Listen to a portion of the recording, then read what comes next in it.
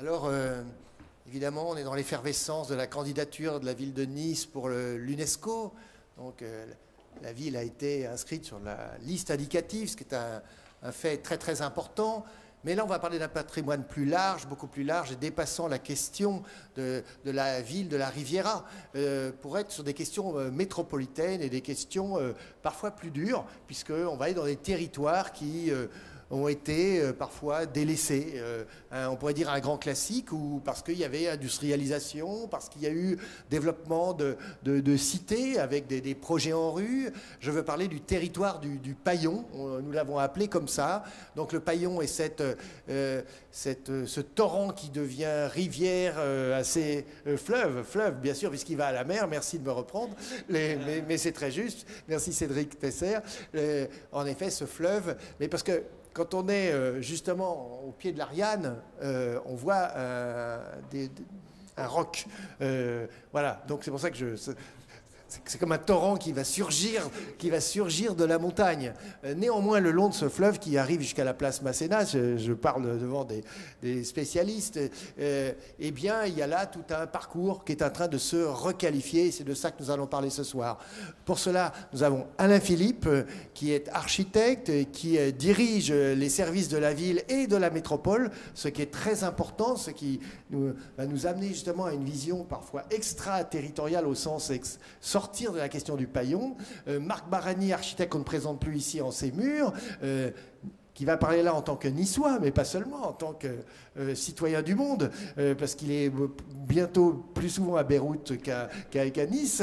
Et puis Cédric Tesser, artiste, plasticien reconnu et qui dirige le nouveau lieu, le site d'art contemporain qui s'appelle le 109, qui est le site des abattoirs, qui a été reconverti, j'allais dire, réactivé. Nous parlerons de tout ça. Alors je vais ouvrir le débat en passant la parole à Alain Philippe, qui va nous présenter quelques images, parce que c'est vrai que ce territoire n'est pas très connu et il est bon qu'il nous y emmène à travers une petite présentation en images. Merci Francis. Bonsoir. Je vais essayer d'être rapide et puis laisser la place très rapidement au débat. Mais auparavant, je voulais vous faire une petite présentation du contexte. Pour reprendre ce que disait Francis Rambert, le Paillon est le fleuve, on le verra ensuite, qui est un fleuve important. Nice en a deux, le Paillon et le Var. Et c'est des fleuves méditerranéens. C'est-à-dire que qui dit fleuve méditerranéen, c'est que tout le temps ils sont à sec, donc on voit des galets. D'ailleurs, c'est les fameux galets qui ont engraissé pendant des années les plages de Nice. Et puis, d'un coup, en quelques heures, ils débordent. Et ils ont une vraie fureur. Et ça a été des fleuves qui ont eu une importance capitale sur l'organisation de la ville et du territoire au sens plus large que Nice. Et on va y revenir. Et je veux le rappeler parce que cette notion de climat, de géographie est fondamentale aujourd'hui dans la constitution de ce territoire. Ça, c'est un premier élément. Alors, très rapidement, on m'a dit que ça marchait comme ça. Vers quoi je le...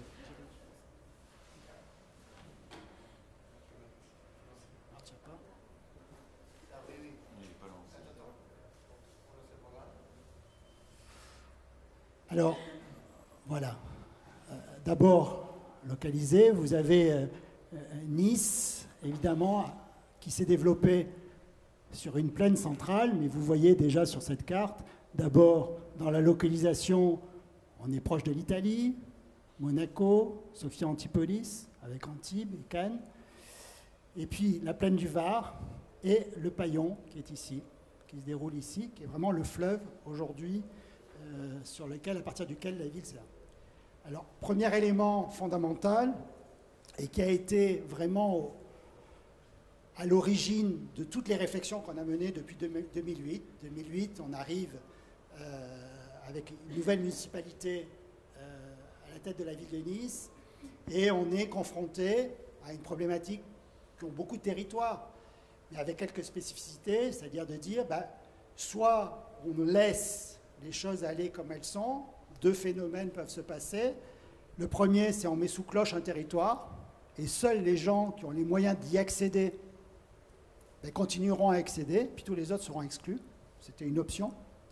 Deuxième option, c'est on laissait les choses faire, et un peu à l'image des grands parcs nationaux qui sont très fréquentés, il y a une dégradation petit à petit du territoire, et puis quand ces territoires sont dégradés, ben, les gens vont ailleurs. Bon, évidemment, c'est ni l'un ni l'autre des choix qui ont été faits. C'est-à-dire, on se repose, on essaye de repartir des fondements du territoire, de son histoire. Et un des premiers fondements, c'est bien sûr la topographie qui est présente et qui a conditionné énormément de dispositifs qui ont été mis en place au cours des années. J'y reviendrai, et surtout Marc y reviendra, il vous parlera des rallyes plus tard. Donc la topographie, vous avez la vallée du Var à l'ouest, ça c'est Nice, le périmètre de Nice, vallée du Var à l'ouest, fleuve, qui a été jusqu'en 1860 la frontière avec la France, puisque Nice ne faisait pas partie de la France, c'est le comté de Savoie, et donc ce qui explique notamment qu'aujourd'hui, dans peu de choses se sont faites sur cette vallée du Var, et il y a peu de franchissements qui existent aujourd'hui entre les deux rives. Et puis, à l'est, la vallée du Paillon, avec tous les quartiers qui sont développés, qui est vraiment le fleuve originaire de la ville sur laquelle c'est créé. On y reviendra tout à l'heure. Là, vous avez une image un peu plus parlante, avec toujours le même nom, et on voit que la topographie, là aussi, est extrêmement importante, où la partie plane est extrêmement réduite, et on a un système nord-sud de vallées systématique qui vient et qui conditionne donc tout le développement, l'organisation de la ville. Vu de la ville de Nice, toujours avec le Var à l'ouest et la vallée du Paillon à l'est, qu'on devine dans le marquage, mais au fil des années a été couvert. Et comme la ville, historiquement, à l'époque, n'avait pas de stratégie foncière, on a mis comme ça, sur la couverture du Paillon, au fur et à mesure, un certain nombre d'équipements structurants, puisqu'on ne savait pas où les mettre. Donc on a une collection comme ça, le long du Paillon, d'équipements qui vont du Palais des Congrès à des parkings, etc., qui se développent. Alors, pour revenir à l'origine, 1685, bon, Nice est une ville fortifiée, la colline du Château, une place forte qui a subi de nombreux assauts, et on voit le Paillon qui coule, avec effectivement, au-delà de la ville et de la vieille ville à son pied, des terrasses agricoles. Toujours au XVIIe siècle, on est à peu près dans le même dispositif, avec, vous avez la ville, le château ici, et la ville, et puis le Paillon, et puis les plaines qui se développent. 1813, voilà l'organisation de la ville, donc la ville baroque, qui franchit très timidement le Paillon. On voit les premiers dessins, puisqu'on était rattaché à Turin à l'époque, et donc on voit les premières marques, on y reviendra, d'organisation turinoise, puisqu'on a un urbanisme qui est très proche de l'organisation turinoise, avec notamment la place Garibaldi, on y reviendra, qui est ici, qui est la place royale, qui est l'aboutissement de la route entre Turin et Nice, qui aboutit et qui va organiser toute une partie du Paillon plus tard. Ça, c'est l'état existant en 1860, au moment du rattachement à la France. Et il y a un événement extrêmement important qui est arrivé une trentaine d'années avant, c'est les plans régulateurs. Avant le rattachement à la France de 1860, en 1830, on a mis en place un concilio d'ornato, conseil d'ornement, qui a été mis en place, qui était un conseil qui était au niveau de la cité et qui définissait tout ce qu'on pouvait réaliser sur la ville. Alors, à la fois les autorisations de construire, mais aussi qui avait commencé à adresser tout un système d'organisation de trams pour l'extension future de la ville. Et on voit, vous voyez sur l'image, donc toute cette trame qui a été mise sur l'extension future de la ville, non seulement sur la ville baroque, mais aussi sur l'extension, a été programmée en 1860, or, à l'époque où il n'y avait rien. Et donc là, on a deux images qui sont assez parlantes. Vous avez l'État en 1861 en haut, et en 1972, l'extension s'est faite totalement dans le cadre du plan régulateur du Consiglio d'Ornato. Donc on voit la force de ce plan qui a organisé tout le développement de la ville et qui est encore actif aujourd'hui.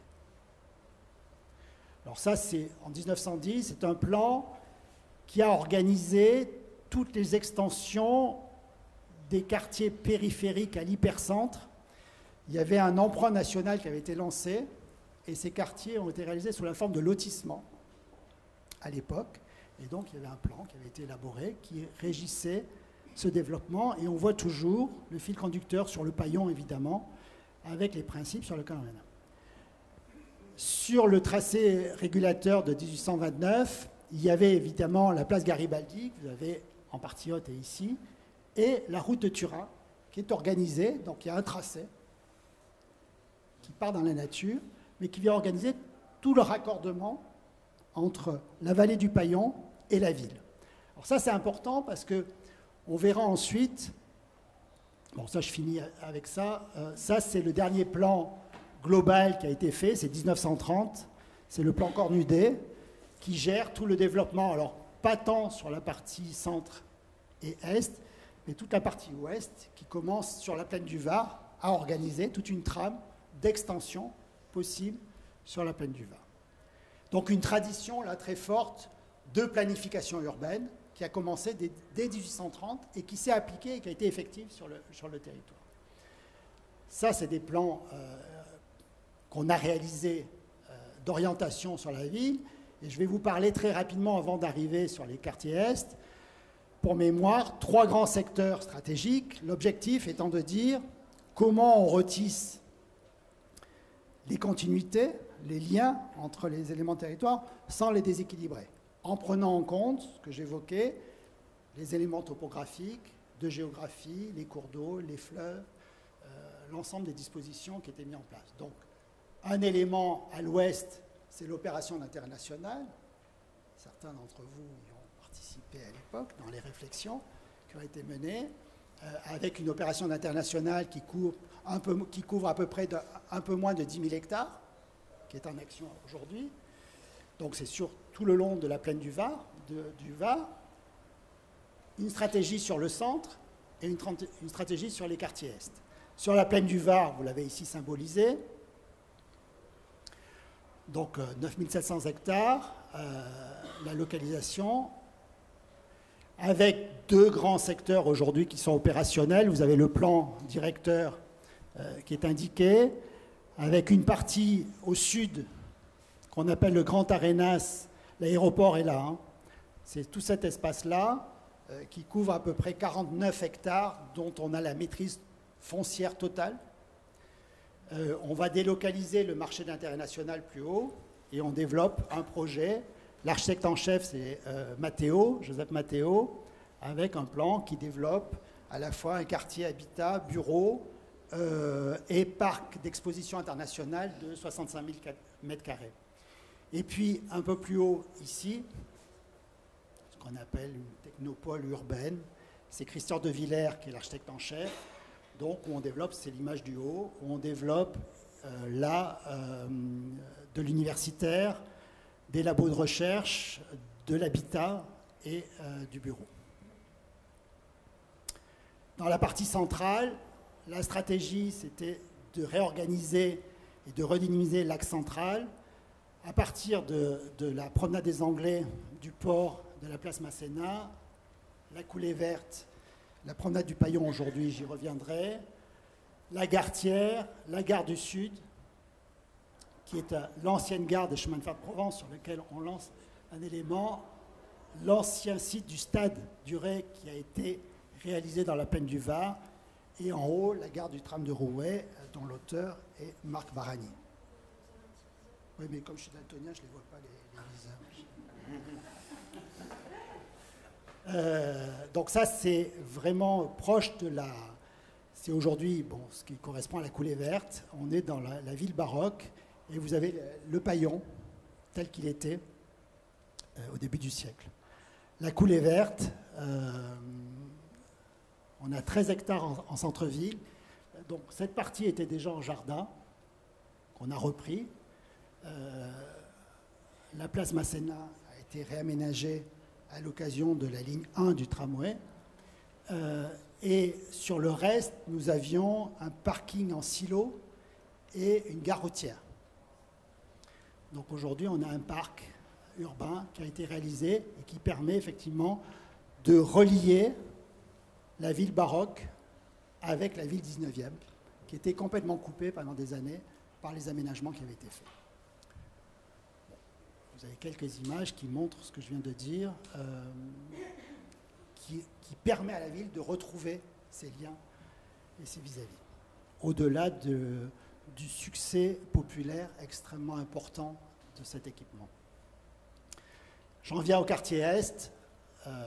Petit schéma pour vous montrer l'équivalent. Plaine du Var, c'est 500 hectares, sur la partie sur laquelle nous travaillons actuellement. La plaine du Paillon, c'est 400 hectares sur les secteurs stratégiques. Alors, on n'est pas du tout dans les mêmes configurations. Sur la plaine du Var, on est dans de la mutation de friches agricoles ou de friches de dépôts divers et variés. Sur la plaine du Paillon, on est dans la reconversion urbaine. Et j'y reviendrai. Ça, c'est sur les quartiers Est. C'est le quartier de Riquier, un des quartiers des secteurs Est. Vous avez l'état existant en 1878. On voit qu'on est vraiment sur de l'occupation agricole, essentiellement, si ce n'est sur l'axe, qui est l'axe, le fameux axe qui partait de la place Garibaldi et qui remontait jusqu'à Turin. Plan d'alignement projeté en 1878. Allez, et ce qui a été réalisé. On voit qu'on est complètement dans ce schéma-là d'organisation. Là, vous avez un état des lieux de 1947 et ensuite 1965, avec une évolution forte. Alors, il faut savoir que sur cet espace-là, sur les quartiers Est, il a été, à partir des années 30, ça a été l'arrière-cour du centre-ville. Tous les grands équipements qui étaient fortement consommateurs d'espace et pas forcément très valorisants, on les a mis ici, parce qu'il y avait l'espace. Donc on retrouve comme ça, il y a eu les usines à gaz, il y en avait deux, il y avait la manufacture des tabacs, il y avait la gare Saint-Roch qui existe toujours aujourd'hui, vous avez en partie haute, les hospices, l'hôpital, etc., les abattoirs. Tout ça a été réalisé dans cette époque-là, sur ces secteurs-là. Donc, quelques vues. Voilà la plaine du Paillon au début du siècle, enfin fin du siècle dernier, donc agricole. Et puis, on voit le développement. Je suis désolé pour la qualité des images, mais on voit donc une implantation d'usines, alors d'usines entre guillemets, c'est les usines à gaz, etc. On n'a pas une grande tradition industrielle à Nice, mais il y avait quelques usines que je vous ai citées. Une grande présence militaire qui arrive autour de l'université actuelle de Saint-Jean-d'Angély, qui du coup a des emprises foncières importantes, qui va nous aider pour le futur, et puis la gare de Saint-Roch. Voilà des vues récentes. Donc on voit les quartiers Est, et notamment, vous avez le Paillon sur cette partie-là, qui coule, la gare de Saint-Roch, qui est une gare de fret, essentiellement, et puis les quartiers qui sont développés avec des quartiers denses, la confrontation à la topographie, et notamment deux secteurs forts d'habitat social, de concentration, que sont Pasteur et l'Ariane, sur lesquels, évidemment, on devait intervenir. Bon, quelques images de l'existant, avec des restes d'entrepôts importants artisanaux, dont certains, nous en avons fait l'acquisition, et puis toute l'organisation au fil des années de l'habitat qui vient se développer, notamment l'habitat collectif, qui dans un premier temps s'organise perpendiculaire aux courbes de niveau qui arrivent, puisqu'on a en transition, et puis donc là ça marche, et on a un système qui est assez efficace, et puis petit à petit, hop, ça tourne et ça vient bloquer. Et du coup, tout le rapport entre la plaine et les collines ne fonctionne plus, avec des problèmes que ça engendre, notamment en termes de dessert. Une étude qu'on a engagée en 2010, 2009-2010 avec l'agence CAB sur ces territoires-là, quelques éléments. Et déjà, cette étude, on le voit sur ces quelques schémas, se préoccupe de comment retisser, comment faire évoluer le tissu et retisser les continuités et l'organisation en renouant avec les principes qu'on a évoqués jusque-là et les trames qui existaient. On voit, tant que la trame fonctionne, le dispositif, puis d'un coup, on a le chemin de fer qui arrive, et hop, ça vrille. Bon. Permis de partir sur des programmations théoriques. Il faut savoir que sur ces territoires-là, sur l'espace que je vous ai indiqué tout à l'heure, en capacité de constructibilité, on est à 300 000 m² de chaunes possible sur les 10 ans qui suivaient l'étude qu'on a faite, ce qui est considérable. Donc ça nous a permis d'élaborer un schéma directeur sur ce territoire. Donc vous avez le dénivelé, quelques éléments. Ça, c'est toujours l'étude CAB de l'époque qui était de dire, parce qu'on avait une volonté aussi de dire comment on continue la coulée verte. Le paillon, le système, comment on en profite dans les parties qui ont été déjà couvertes du paillon, comment on organise et on ne s'arrête pas simplement au niveau où on est. Il faut tirer les éléments. Il y avait certaines pistes qui avaient été élaborées. Les abattoirs, alors les anciens abattoirs qui sont désaffectés depuis très longtemps, vous avez quelques images ici. Alors, ce n'est pas des monuments d'architecture, mais il faut savoir que chez nous, je le disais tout à l'heure, on a peu de tradition industrielle de bâtiments de ce type-là. Ces bâtiments devaient être rasés complètement et vendus à des promoteurs pour faire du logement, etc. Donc, dès 2008, on s'est opposé, effectivement, on a laissé tomber les projets qu'il y avait de vente sur ce territoire. On a décidé de conserver ces bâtiments et de leur donner une vocation qui est une des pistes de développement sur la ville culturelle. On a plusieurs pistes. La première piste, c'est bien sûr le tourisme. Alors, ça ne concerne pas les quartiers Est, mais on a une économie aujourd'hui qui est très forte sur le tourisme. De plus en plus, aujourd'hui, on est passé d'un tourisme plutôt de masse à un tourisme de congrès. D'où le projet de parc des expositions à côté de l'aéroport dans l'opération d'intérêt national que l'on a. Deuxième économie qu'on développe, c'est l'industrie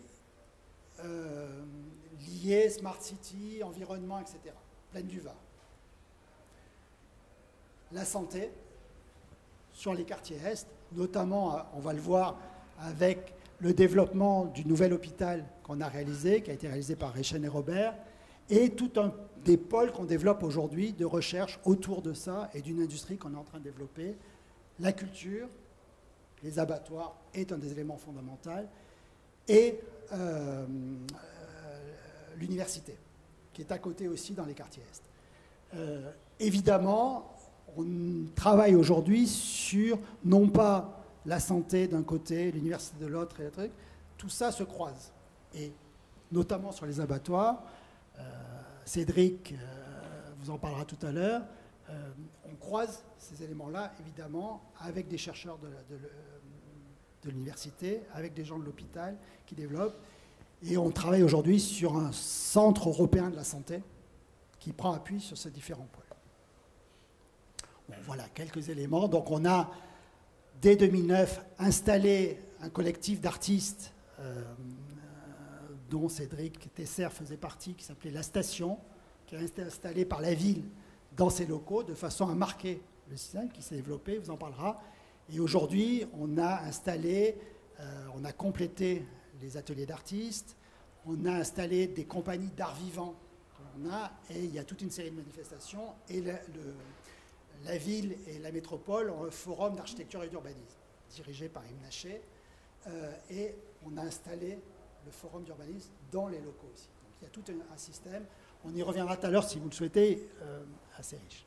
Donc ça c'est toujours les éléments, et ça c'est le pôle autour de la gare de Saint-Roch, où on a réfléchi, on continue à travailler sur une mutation des espaces non utilisés par la SNCF, et ils sont nombreux, sur des pôles d'échange notamment. Ça, c'est le nouvel hôpital qui est aujourd'hui réalisé de Pasteur, important à partir duquel on développe notre politique de santé.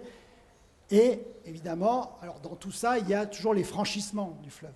Et comment amener les connexions de l'autre côté. Bon, on a réalisé pour ça l'extension de la ligne 1 du tramway pour desservir aussi ce quartier dans lequel on a un des quartiers de l'opération de renouvellement urbain en rue qu'on développe. Je vous parlais tout à l'heure de Riquier et de l'Ariane. Celui-là, on fait partie. Pasteur et l'Ariane, pardon. Saint-Jean-d'Angély, ça c'est l'université. C'est des anciens terrains militaires qu'on a récupérés quand l'armée est partie. Et on a développé l'université, une partie de l'université, et puis toute une série d'opérations qui viennent se greffer ailleurs, de cœur de ville, qu'on est en train de développer sur le territoire, avec bien sûr la desserte. L'Ariane, comme Pasteur, politique du logement importante, là aussi de reconversion. Il faut savoir qu'on a 3 grandes opérations de renouvellement urbain, de logement social concentrées à Nice, et ce n'est pas des secteurs sensibles ni à problème, je tiens à le dire. Simplement, on a une concentration là de logements sociaux, que du logement social, et souvent que du logement locatif social, et souvent avec un seul bailleur social qui gère l'ensemble. Et des conceptions d'espace qui sont complètement fermées, qui ne sont pas connectées. Tout le travail a consisté de réouvrir ces espaces, d'y apporter de la mixité, avec toute une série d'opérations qui sont réalisées. Il faut savoir qu'on a réalisé depuis 2008, la ville et les métropoles ont réalisé 2000 logements sur ces 3 opérations en rue, 2500 logements neufs réalisés et 3000 logements réhabilités sur l'ensemble de ces éléments. Et pour finir, pour revenir à l'invitation, toujours sur l'Ariane, évidemment sur ce secteur, on introduit des équipements. Là, vous avez le dernier gymnase qui a été livré il y a 6 mois, qui a été fait par Calorie, l'agence CAB, sur les images du haut, avec tout un système, là aussi, de rapport au fleuve et à la topographie intéressant, et des logements sociaux en dessous qui sont réalisés par Comte et Vollenweider. Et voilà. Excusez-moi de la rapide. Merci. Ce qui est frappant dans ce panorama, c'est qu'on n'est pas comme à Barcelone, par exemple, sur la reconquête du Llobregat, où c'est purement paysager, même si, à l'échelle d'une grande métropole, encore plus grande que Nice, là, on voit l'effort des architectes, des paysagistes, de travailler sur le déjà là, de justement faire reprendre, j'allais dire, une sorte de plaisir de se promener dans l'espace. On voit que là, il y a une complexité depuis le Concilio d'Ornato, 1860 et autres. Donc là, la ville s'est composée, s'est décomposée, on pourrait presque dire parfois déconstruite, et puis aujourd'hui, on la réorganise. Et c'est ça qui est assez intéressant, c'est cette stratégie à l'œuvre, tout en profondeur, avec, j'aime bien l'expression, de retisser des liens sans les défigurer. C'est assez intéressant, parce que ça veut dire que ce déjà-là, il va falloir en prendre soin. Et là, je m'adressais à Marc Barani qui a montré comment, avec une gare de tramway, on pouvait renverser des situations. C'est-à-dire qu'au bout d'une ville, au bout du bout, parce qu'après c'est l'autoroute, comment il a magistralement retourné une situation, reconnecté. Parce qu'il y a une similitude, même si le projet n'est absolument pas le même, mais on voit qu'on est au bout de quelque chose et qu'il faut inverser des logiques. Alors comment, toi, architecte, tu vois ce projet d'urbanisme? Je le vois comme une recomposition d'un territoire très particulier. Mais peut-être il faut faire un préalable sur la constitution même de ce territoire. Quand on voit cette image, c'est bien qu'on termine par ça. Le premier constat qu'on peut faire, on a parlé du Paillon et du fait que c'est un fleuve. Bon, moi je préfère l'appeler un torrent, parce qu'il y a quelque chose d'impétueux dans un torrent. Un fleuve, tu vois, ça coule, ça monte un peu, puis ça redescend. Là, c'est beaucoup plus violent. Mais c'est le rapport à la mer. La ville est constituée dans un rapport à la mer qui est très particulier. puisque c'est une ville aéroport et pas une ville-port. Ça veut dire que toutes les villes qui sont développées, les métropoles le long de la Méditerranée, elles ont toutes leur horizon barré par un port. Barcelone, Gênes, Marseille, avec des questions de reconquête de ces territoires. Là, on a 4 km, aller-retour, ça fait 8. Tu le sais bien, mais tu cours tous les dimanches pour des Anglais. Donc on est face à l'horizon. Et ça, c'est une dimension qui est très importante parce que comprendre les vallées, on ne peut pas les comprendre complètement tant qu'on n'est pas dans ce rapport avec la mer, avec l'infini, avec l'horizon. C'est la première chose, on le voit bien sur cette image. Si on prend la ville et qu'on voit son développement, et Alain, tu l'as très bien montré, on a une ville historique, quasi médiévale, ensuite il y a une ville tramée, 19e, et puis industrialisation, les villes se développent et on se retrouve avec donc c'est pas une ville industrielle, mais il y a quand même tous les équipements, des infrastructures ferroviaires, il y a des usines à gaz, etc., en périphérie. Et puis ensuite, progressivement, le boom développement économique avec une autre couronne dans laquelle se situait le tram, d'ailleurs, avec les grands ensembles. Ce qui est intéressant, c'est que à Nice, on ne le lit pas directement, alors qu'elle a une organisation traditionnelle, c'est-à-dire un centre-ville, puis des périphéries qui s'étendent progressivement avec ces strates qu'on connaît dans toutes les villes. Sauf que là, la moitié est coupée par la mer, donc déjà il n'y a plus que la moitié de la ville. Et ensuite, il y a un plissé du territoire qui fait qu'on n'arrive plus à lire ces continuités qu'on a à Paris avec le centre-ville et puis les couronnes successives et la nécessité aujourd'hui de faire un lien entre toutes ces couronnes successives. Donc Nice a un développement classique d'une certaine manière qui n'est pas lisible au premier abord, puisqu'il manque la moitié de la ville, puisqu'elle bute sur la mer, et qu'ensuite, ce plissé des collines fait qu'on n'arrive pas à lire directement toutes ces strates. Il n'empêche qu'elles existent. Là, tu l'as montré très clairement, entre la ville historique encore génoise, la ville turinoise, et puis quand on s'infiltre dans le Paillon, on retrouve les infrastructures nécessaires à la vie, et on monte, il y a les grands ensembles, et puis après, derrière, il y a un autre territoire qui est celui des Paillons, parce qu'on parle du Paillon, mais en réalité, il y en a plusieurs. Hein, c'est le territoire des Paillons, et qui s'infiltre, qui part dans les collines. Alors, ce rapport d'une ville traditionnelle qui est déformée par le territoire ou par le paysage, elle implique aussi des modes de déplacement ou de pratique de la ville qui sont liés à ce territoire. Les touristes ou les visiteurs, ils se déplacent le long de la mer. Entre Monaco, Nice, Cannes, etc. Et le Niçois, lui, il travaille en profondeur. C'est-à-dire, il se déplace en profondeur. Une grande partie des Niçois ont des maisons secondaires dans la profondeur de la ville, sur les collines. Donc ça veut dire que ce dispositif-là, il est en train d'être transformé, puisqu'il y a une conquête de l'arrière-pays qui est en train de se mettre en place, qui va agir sur la ville de Nice aussi. Donc tous ces dispositifs font que, en réalité, on se retrouve dans des problèmes ponctuels, mais qui sont, d'une manière générale, ceux qu'on trouve dans toutes les villes. Sauf que là, la topo, elle nécessite des solutions différentes.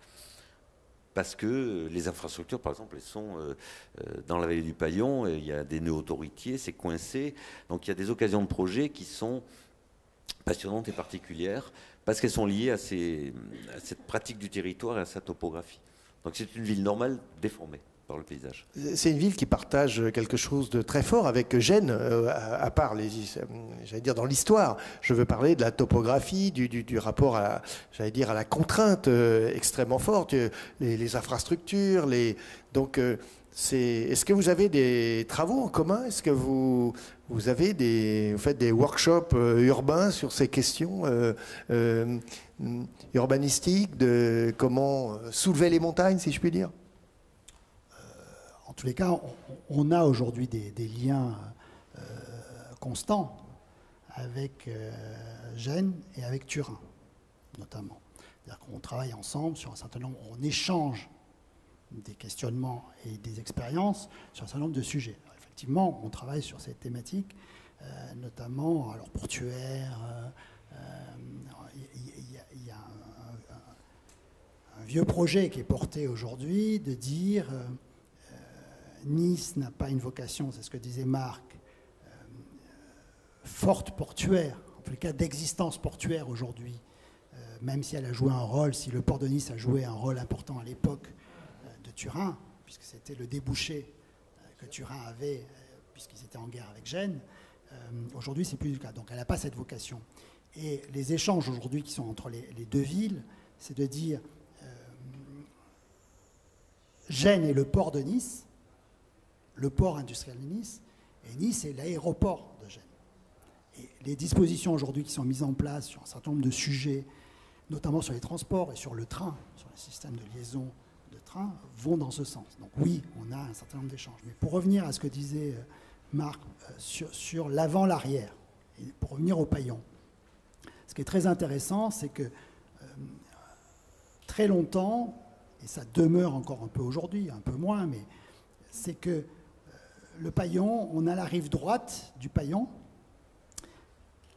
en partie aval, qui était plutôt, et qui est plutôt à une destination touristique et résidentielle. Et puis, la partie haute, et rive gauche du paillon en amont, c'est plutôt populaire et industriel, à l'origine. Et l'articulation, elle est où? À la place Garibaldi. Et l'organisation de la place Garibaldi, qu'on a vu avec la liaison, le projet de liaison avec Turin, et le déclenchement de liens entre les deux sites qu'on essaye de compléter aujourd'hui. Alors Cédric Tesser, vous êtes plasticien, évidemment vous avez un regard sur la ville différent de ceux qui opèrent vraiment dans le vif de la ville. Cela dit, vous travaillez sur un autre vif, c'est celui de réanimer des lieux. C'est ça. Et quand on pense aux abattoirs, on a évidemment une référence tous ici, c'est le Matadero de Madrid, qui est beaucoup plus grand. Ou les abattoirs de J'allais Toulouse. dire, sans vouloir vexer personne, qu'il est beaucoup plus beau en termes d'architecture, mais évidemment, ça ne veut pas dire en termes de programmation. Tout ça, ça va dépendre de vous. Et je sais que c'est un lieu extrêmement dynamique. Comment vous saisissez cette situation, en effet, pour encore une fois retourner des situations qui paraissaient peut-être perdues aux yeux de certains? C'est tout à fait le type de lieu et de quartier dont les artistes font leur miel. C'est vraiment le type d'endroit où vraiment on avait envie de développer quelque chose, sauf que pour l'atteindre, ça a pris beaucoup de temps.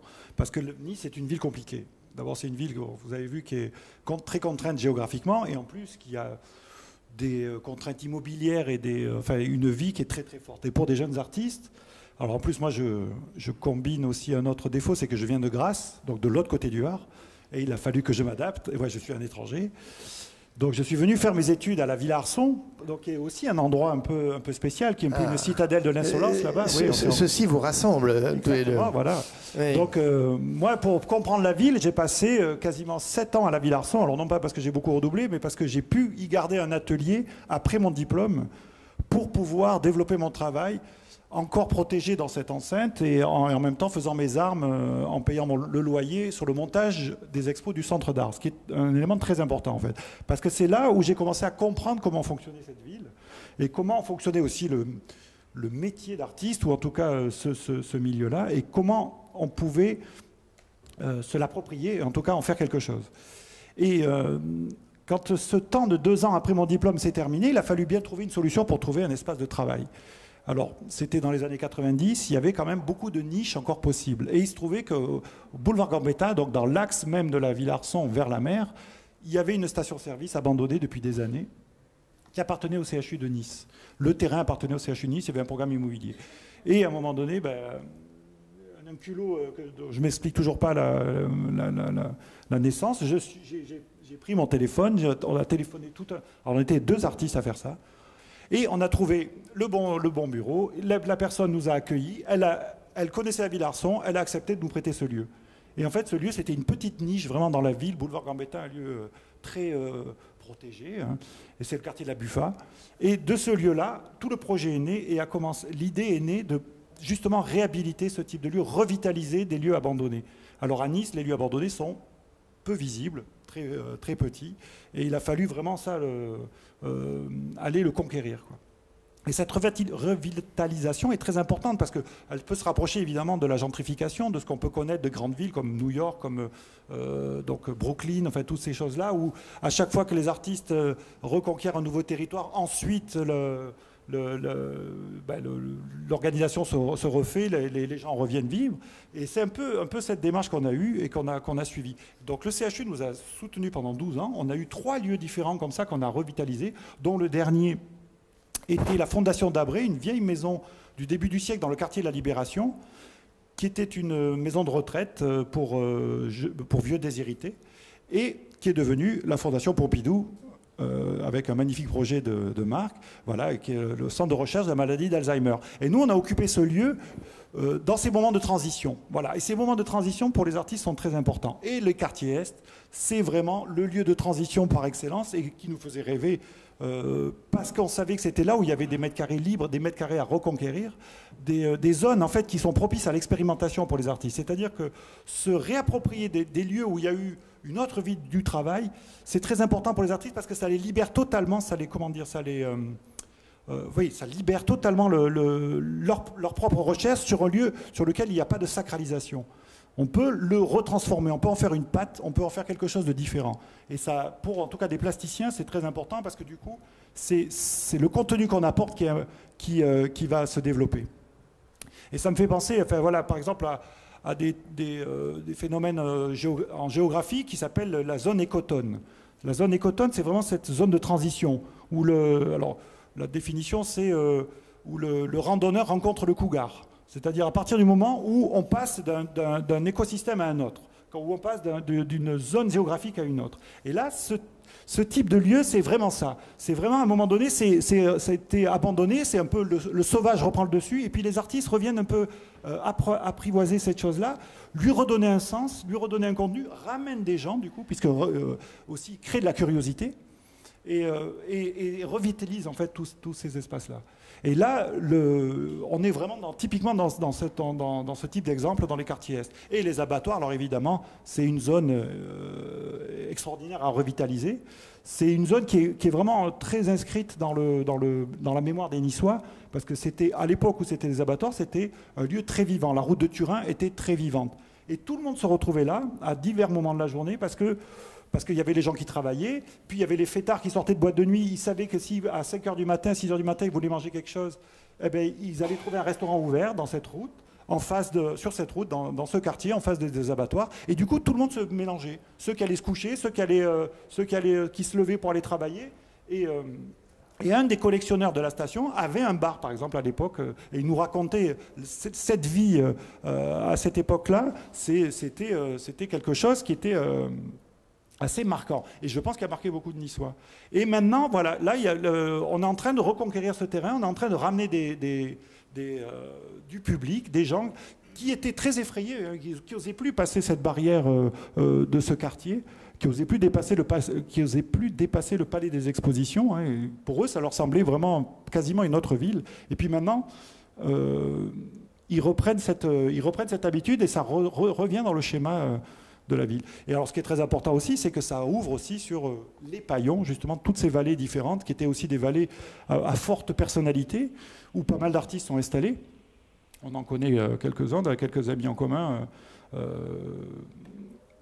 de ce côté-là. Et puis, c'est aussi un endroit qui mélange un patrimoine un peu spécifique, un peu populaire, et aussi une gentrification, donc du coup des gens aussi qui commencent à s'intéresser à ce quartier, qui commencent à le repeupler, qui commencent à avoir des idées. C'est une zone de vitalité vraiment. Et j'ai aussi emprunté ça en sociologie, je crois que ça s'appelle les vitalités hybrides. C'est-à-dire vraiment là où on peut mélanger les genres.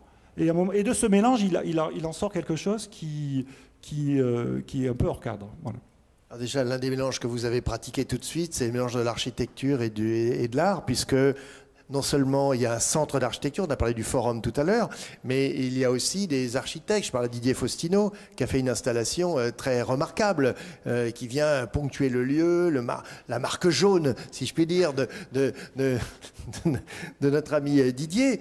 C'est quand même extrêmement fort. Donc on voit bien que là, déjà, ça marche. Mais est-ce que le public niçois, il il est attiré parce que c'est relativement loin quand même. Comment vous arrivez à l'amener là? Comment vous arrivez à le drainer, vous faites des happenings particuliers? Parce que c'est quand même un défi ça. Oui. Alors il y a un travail de fond, hein, c'est un travail de marathonien aussi de faire ça. C'est-à-dire que là, le parcours que je vous ai... exactement, il faut ramer. Mais le parcours que je vous ai décrit, ça prend une période de 20 ans. C'est-à-dire entre la première station, boulevard Gambetta, alors je parle pour le côté art plastique et art contemporain, jusqu'aux abattoirs, maintenant à ce jour, c'est 20 ans. Donc ça fait 7 ans que la station est installée aux abattoirs et a grandement accru son audience. C'est-à-dire que depuis qu'on est là, en plus qu'on a pu réagencer les bâtiments avec la fonctionnalité dont on avait besoin, en respectant quand même encore le lieu, c'est-à-dire qu'on a gardé encore des traces de ce qu'étaient les abattoirs, c'est-à-dire le sol et les plafonds. Il faut savoir que les plafonds de cette grande halle des abattoirs est sillonné de rails. Et ces rails servaient à faire circuler les carcasses de viande. Et donc ça, c'est un élément très très fort. Mais c'est aussi un élément de communication, de transport. Enfin, c'est immédiatement perceptible. Et cette chose-là, il fallait vraiment la préserver. Ensuite, nous, ce qu'on voulait pour notre travail, c'était d'avoir des cloisons, des murs blancs, pour pouvoir y accueillir tout type de travaux. Et le public, donc notre public, qui concerne l'art contemporain, nous a suivis et s'est même augmenté. On a aussi fait beaucoup de transversalité en accueillant des festivals de court-métrage, en accueillant un festival de musique actuelle, enfin, en faisant venir des théâtreux. Enfin voilà, il y a tout un mélange de public qu'on a voulu construire, mais bien sûr, on ne peut pas le faire tout seul. Maintenant, les abattoirs se développent et accueillent aussi une fédération de spectacles vivants, accueillent le Forum de l'urbanisme, accueillent des troupes de danse, et tout ce milieu-là vient de plus en plus se mélanger sur ce site. Voilà. Et donc, c'est cette attractivité-là, et c'est le contenu qu'on y propose, et c'est aussi le besoin qu'il y avait dans Nice d'avoir ce type de lieu, parce que ça a grandement manqué. Hein, parce qu'en regard de Marseille a une activité associative, a une restructuration du passé industriel qui est énorme. Ce n'était pas le cas de Nice, quoi. Et il a fallu trouver des niches petit à petit et pour arriver jusqu'aux abattoirs et trouver une opportunité et une volonté aussi politique que ces choses-là se développent. Parce que Nice est un véritable creuset aussi pour ce qui est de la vitalité artistique et culturelle. Et il y a une tradition... Alors, si on parle de la modernité, qui part du fin du 19e et sur les avant-gardes aussi, donc toutes les années 50, 60, 70, c'est une place forte. Yves Klein, bien sûr. Les nouveaux réalistes, il y a Marcel Reiss, il y a beaucoup d'artistes, Robert Filiou. C'est aussi l'apparition du mouvement Fluxus. La première en Europe, c'est à Nice, grâce à Ben. Il y a une trajectoire qui est évidente. En tout cas, qui, moi, en tant qu'étudiant, quand j'étais à la Villarson, me paraissait naturelle et évidente. Et c'est ce que j'avais envie de poursuivre aussi. Et il fallait avoir ces outils-là pour pouvoir le poursuivre. Alors, Marc, je ne sais pas si quand tu sortais de boîte de nuit, tu allais trouver un petit resto le matin devant les abattoirs. Mais comment toi, tu as vu cette friche se réveiller? Est-ce que tu pensais que c'était un jour possible ou tu le souhaitais toi-même? Parce que cette transversalité que vous partagez tous les deux, là, art, architecture, j'allais dire sans frontière aucune, est-ce que justement, toi-même, c'était une évidence que ces abattoirs devaient revivre? Oui, il le fallait. Il y a eu plusieurs projets, notamment dans un site qui était un peu en amont, on appelle en amont, Spada. Donc, il y avait cette question de comment il pouvait y avoir un lieu, comment on pouvait installer un lieu dans cet endroit qui soit transversal et qui soit une sorte de turbine ou de synergie pour les artistes et pour pouvoir ouvrir sur d'autres choses. Ce qui est intéressant dans ce phénomène, parce que si on voit, c'est qu'on parle bien de la partie populaire de la ville de Nice, et on n'en parle jamais. Enfin, Nice, elle est recouverte par des clichés qui nous intéressent, ceci dit, parce que du coup, on ne voit pas vraiment les choses réelles. Tu vois, Nice, on voit la ville, c'est la promenade des Anglais, les machins. Voilà. Elle est recouverte par des clichés, mais elle est très différente. Et dans cet endroit-là, c'est vraiment la partie populaire de la ville. On est à l'est, on n'est pas sur le Var. Le Var, c'est encore autre chose, c'est une limite un peu particulière. Et ce qui est intéressant dans ce phénomène, c'est que ça a toujours été habité par des artistes. Hein. Tu as parlé de Klein, de Ben, ils habitaient ces quartiers-là, notamment sur la partie basse de la vallée. Noël Dola, Bernard Pagès, qui est au-dessus à la Pointe de Comte. Donc, mais c'était ils ont monté des courants support surface. Ils ont donc Ben a signé l'horizon, Noël Dola a fait des taches de couleurs dans la vallée, à Lotion, Bernard Pagès a fait un manifeste en séparant de support surface, précisément parce qu'il voulait faire une installation dans le paysage. Et on peut même dire qu'à ce moment-là, il travaillait sur le paysage, la culture, et que ce phénomène, il était concomitant au land art, ils ne se connaissaient pas. Alors qu'ils avaient les mêmes outils. Ouais, c'est d'ailleurs un des sujets qu'on aimerait travailler et mettre au jour, parce qu'ils travaillaient sur les mêmes hypothèses que le land art sans se connaître. Hein, puisqu'à l'époque, il n'y avait pas autant de transmission d'informations que maintenant.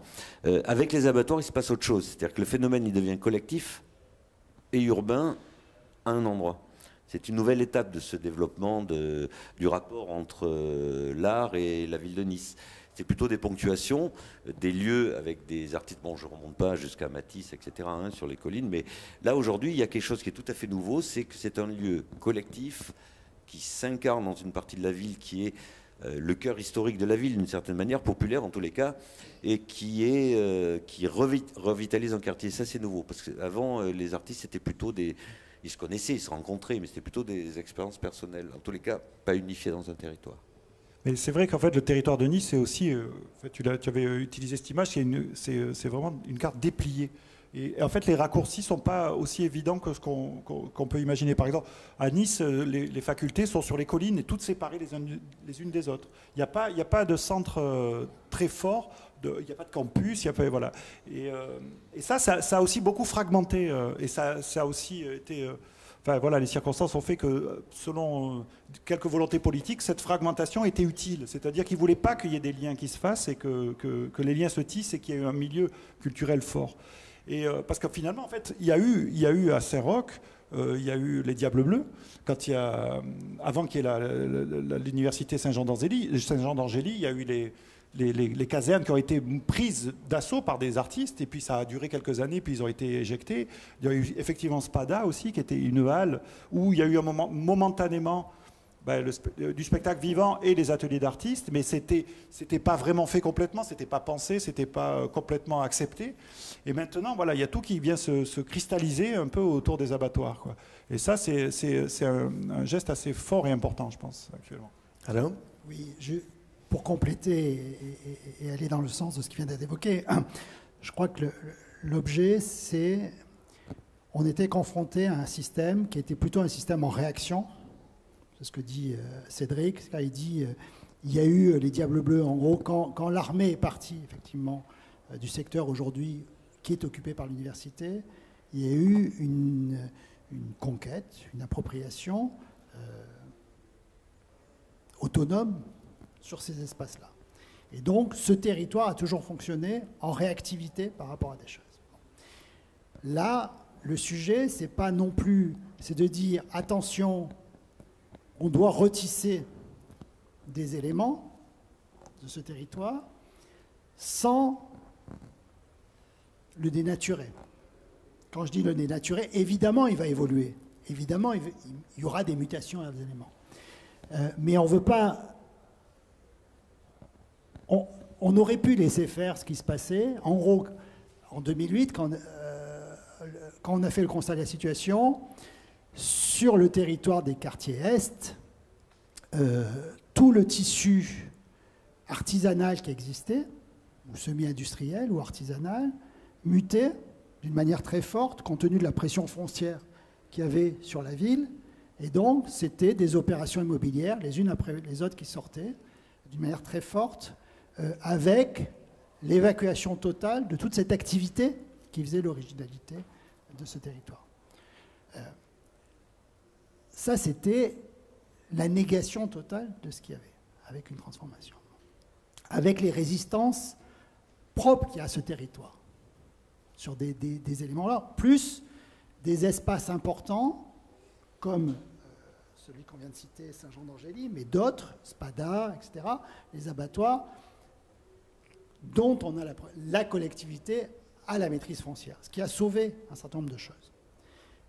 Aujourd'hui, la stratégie, elle est plutôt de dire, on ne veut pas créer les abattoirs, le pôle culturel, et puis c'est le pôle culturel, comme ça s'est fait ailleurs, qui va faire vivre le système.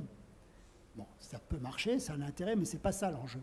L'enjeu, c'est de voir comment on croise différents éléments pour permettre que ces liens continuent à fonctionner durablement. Et donc, le lien entre ce qui se passe aux abattoirs, le territoire autour, tout le développement santé autour de l'hôpital et des développements qu'on est en train de faire avec les labos de recherche qui s'installent, etc., et l'université. Et par rapport à l'accessibilité, la question que tu posais tout à l'heure, ces espaces ne sont pas éloignés volontairement et donc permettent effectivement de drainer plus facilement toute une population sur les territoires sur l'activité. C'est ça l'enjeu. L'enjeu, c'est d'avoir cette diversité de façon à faire que le tissu continue à évoluer, mais évoluer pas simplement en remplaçant des populations en place. Exactement. Parce que là, il y a l'implantation du pôle universitaire Saint-Jean-d'Angély qui est très fort, mais à côté des abattoirs, il y a un lycée qui est le lycée qui a l'option art plastique, par exemple. Et puis à Pasteur, il y a le lycée professionnel d'ébénisterie. Et puis à Drape, il y a le lycée professionnel design. Et donc, du coup, il y a quand même quelque chose qui est en cohérence aussi là-dedans, qui fait qu'il y a toute une chaîne aussi qui solidifie un peu l'ensemble. Et ils trouvent, du coup, soit du contenu aux abattoirs pour des expositions diverses et variées, ou même parfois des opportunités professionnelles. C'est-à-dire, ils trouvaient un atelier, ils trouvaient un lieu de travail, ils trouvaient des gens à qui parler, quoi. On a l'impression, par rapport à la plaine du Var, qui est une collection d'objets le long d'un grand axe, que là, justement, par la topographie a amené à plus de complexité dans l'approche du problème et que, précisément, on n'est pas dans cette grille. J'ai bien retenu ce soir qu'il n'y a pas un paillon, mais il y a des paillons. Et donc, moi, je retiens que c'est quand même un urbanisme séquentiel et qu'à chaque fois, à chaque séquence, il y a des complexités intéressantes, des liens, encore une fois, qui marchent. Alors que de l'autre côté, c'est pas que ça marche pas, mais c'est autre chose. C'est une sorte de grand boulevard. C'est plus ouvert. C'est intéressant d'avoir ces deux situations urbaines dans une même ville avec une stratégie, j'allais dire, presque autoroutière, et de l'autre côté, quelque chose de plus urbain. Enfin, je sais pas, c'est ma lecture vue de Paris, peut-être que je me trompe. Non, mais c'est ça, parce qu'en fait, le Var, c'était vraiment la frontière. Donc, l'autre côté, c'était l'étranger, c'était vraiment ça. Alors que le paillon, c'était ce qui venait irriguer la ville. Et c'était l'ouverture vers Turin, c'était l'ouverture vers les montagnes, enfin, il y avait des vraies voies de transition. Et il y a beaucoup de choses qui s'y passent encore, même sur le plan sportif, par exemple, c'est une zone très importante aussi. Voilà. Oui, non, mais je dirais, la plaine du Var, c'est plus simple. Oui, c'est plus simple. C'est plus, je dirais, c'est ce qu'on retrouve dans d'autres territoires où on développe. On a de la maîtrise foncière, en tous les cas, des espaces non affectés, pas très bien affectés, sur lesquels on sait intervenir, et on développe. Donc, on est plutôt sur quelque chose de plus traditionnel, en tous les cas, qu'on retrouve dans un certain nombre de villes et de territoires. Là, on est sur de l'existant, c'est-à-dire qu'il c'est occupé. Alors, il y a des poches comme ça qui mutent, qui sont évoluées, sur lesquelles on sait qu'on peut agir, et sur lesquelles il faut agir, mais il y a un existant, il y a une histoire, et là, avec tout ce qu'on vient d'évoquer, c'est très différent l'un et l'autre. Et donc, tout l'enjeu, aujourd'hui, est de voir comment, à partir de cet existant, on arrive à insuffler une série de développements d'activités sur le territoire qui sont en liaison les unes avec les autres et qui fonctionnent avec les autres. Je prends un exemple, par exemple, sur les abattoirs, vient d'être réalisé par une des compagnies qui s'appelle le Hublot d'Art Vivant, des stages de formation à l'informatique de gens qui viennent de l'Ariane, des jeunes qui viennent de l'Ariane, dans le cadre du plan en rue de l'Ariane, sur de l'insertion professionnelle, l'enseignement fait par des compagnies qui sont... Notre enjeu, il est là. Quand on installe, à partir de l'hôpital Pasteur, le Centre national de référence santé, qu'on a installé à proximité de Pasteur, les labos de recherche et les start-up qui sont en train de là vont travailler avec l'université et avec les artistes qui sont sur le truc, sur des développements qui vont... L'enjeu, il est là.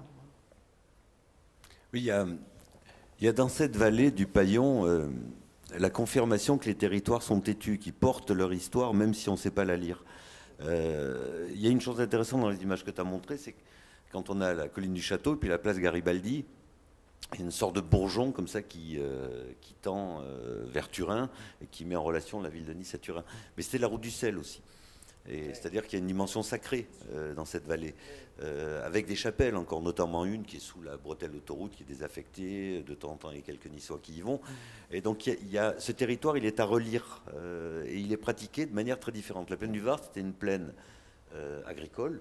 Là, après, il s'est mis quelques magasins de pneus, machin, quelques trucs industriels, et puis voilà. Alors que là, il y a une épaisseur historique qui date de l'époque de Gênes, quasiment, des Génois.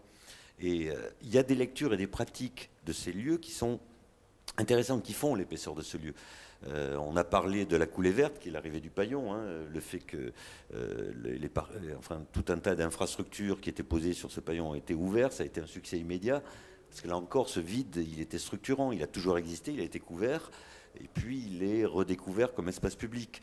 Ensuite, le paillon se redécouvre, parce qu'il y a la culture dans le sud de couvrir les torrents, c'est clair. Il se redécouvre, il prend sa force. Au niveau de l'Ariane, Marine Desbioles a écrit, l'écrivain, qui a écrit un très beau livre qui s'appelle C'est pourtant pas la guerre, et qui montre que l'espace public de l'Ariane, c'est le paillon. Et la coupe du gymnase de Cab, c'est ça, c'est-à-dire qu'elle part de la partie urbaine, elle descend vers le paillon. Donc il y a une espèce de... pour peu qu'on y soit un peu sensible, il y a une espèce de structure forte du lieu avec des pratiques très différentes. Donc la ville populaire, et puis quand on monte vers les paillons, après on arrive à encore autre chose, une autre pratique de l'espace. Quand j'ai vu ta première image avec les lacets, là, voilà, c'est une spéciale du rallye de Monte-Carlo, c'est-à-dire que la lecture d'un territoire fait par un pilote de rallye, tu vois, c'est une victoire fine aussi, c'est pas que des géomètres, le type il lit pas bien une courbe, il est dehors. Voilà. Et toi tu parlais aussi de cette question du VTT ou d'espèce de en fait, il y a du monde qui est dans les collines. Donc ça part de cette pratique de la pente avec diverses manières d'utiliser ce territoire pour arriver jusqu'au lieu de confrontation ou de mélange maximum qui est la promenade des Anglais. Ouais. Enfin, cette course VTT s'appelle la Transvésubienne. En fait, elle suit le mouvement de la fonte des neiges, en fait. Et ça a lieu au printemps. Et c'est une course qui part de la Colmiane à 2000 mètres et qui aboutit au Paillon. Et donc, il fait 85 km. C'est une des courses les plus dures au monde. Hein. C'est des lieux...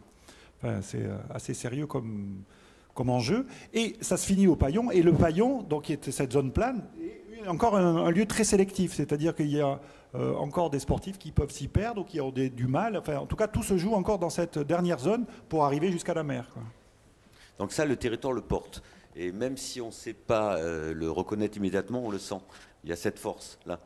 Alors évidemment, quand on voit le Paillon, on se dit, tiens, pourquoi on ne ferait pas comme à Barcelone, on en a parlé, ou comme à Valence, où ils ont détourné carrément un fleuve pour en faire un espace.